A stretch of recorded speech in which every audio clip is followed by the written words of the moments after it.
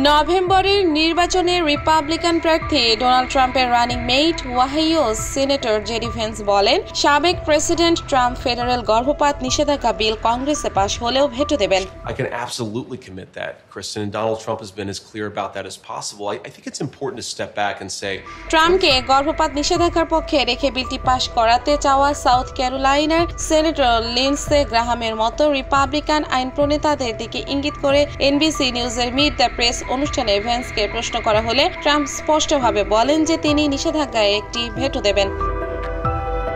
Veins বলেন, আমি বলতে চাচ্ছি, আপনি যদি এটি সমর্থন না করেন, আমেরিকার প্রেসিডেন্ট হিসেবে আপনাকে মৌলিকভাবে এটিতে ভেটো দিতে হবে। সাবেক প্রেসিডেন্টের বছরের পর বছর ধরে গর্ভপাত নীতিতে তার অবস্থান পরিবর্তন করার পর ট্রাম্প ক্যাম্পেইন তাদের সর্বশেষ অবস্থানটি তুলে ধরেছে।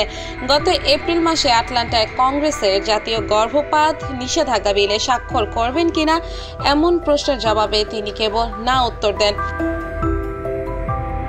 যদিও ট্রাম্প সে সময় স্পষ্ট করেননি যে তিনি আসলে নিষেধাজ্ঞা হিসেবে কি বিবেচনা করেছেন। 2018 সালে হোয়াইট হাউসে থাকার সময় ট্রাম্প সেনেটকে গর্ভপাতের উপর 20 সপ্তাহের সীমায় এটি পাশ করার আহ্বান জানান, যা ইতিমধ্যে হাউস পাশ করেছে।